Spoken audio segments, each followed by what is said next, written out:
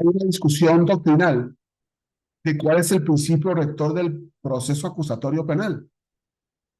Y algunos dicen que son los principios del artículo 20 en el acápite: publicidad, inmediación, contradicción, concentración. Y no, esos principios no son principios rectores, son principios propios de las audiencias en las que se desahoga prueba. Por el contrario, el principio rector no aparece en los códigos, aunque sí aparece en la Constitución política, y en concreto aparecen en una norma para adolescentes, que es el artículo 18 que ya leímos. El principio rector del proceso para adolescentes desde el principio de interés superior del adolescente es el principio de alternatividad.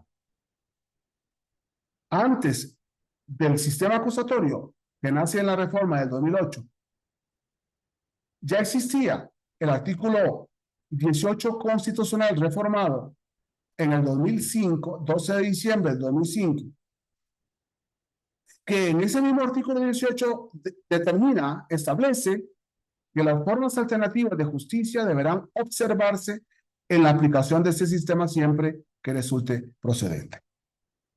Lógicamente que cabe ya a los expertos cuándo es procedente las formas alternativas, cuándo no es procedente las formas alternativas. Por ejemplo, en México hubo una jurisprudencia que abrió el procedimiento abreviado y ahora hay una jurisprudencia que cierra el procedimiento abreviado. Y es posible que, o quizás acá algún día grabemos por qué o cuáles son mis 18 razones por las cuales considero que no debe darse el procedimiento abreviado en adolescentes. Principio de alternatividad.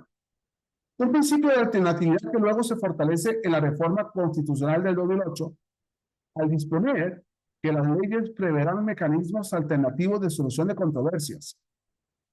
En el artículo 17, párrafo tercero en aquella fecha, en la materia penal regularán su aplicación, asegurarán la reparación del daño y establecerán los casos en los que se requerirá supervisión judicial.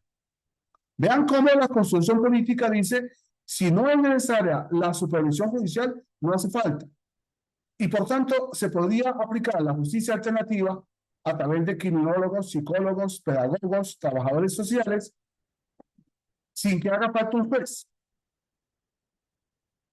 Finalmente, en el 2017, se reforma la Constitución política, también en el artículo 17, párrafo, esta vez tercero, porque el párrafo tercero anterior pasa al quinto, cuando se prevé que siempre que no se afecte la igualdad entre las partes, el debido proceso u otros derechos, en los juicios o procedimientos seguidos en forma de juicio, las autoridades deberán privilegiar la solución del conflicto sobre los formalismos procedimentales.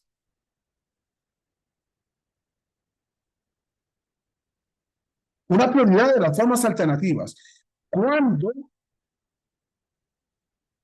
son necesarias las formas alternativas en materia de adolescentes? Eso depende de los expertos. Y los expertos, jueces, fiscales, defensores, asesores jurídicos, requieren de el consejo científico de psicólogos, trabajadores sociales, pedagogos, criminólogos, entre otros muchos. La ley de adolescentes dispone bajo este principio en el artículo 18 que la solución de controversias en los que esté involucrada alguna persona adolescente se hará prioritariamente sin recurrir a procedimientos judiciales, con pleno respeto a sus derechos humanos. Se privilegiará, dice el mismo artículo 18, el uso de soluciones alternas en términos de esta ley, en términos del Código Nacional y en términos de la Ley de Mecanismos Alternativos. Me parece, sin embargo, ese es mi criterio de lectura, que la Ley de Justicia para Adolescentes debe prescindir del Código Nacional y de la Ley de Mecanismos porque no suman, sino por el contrario complican las formas alternativas de solución de controversias.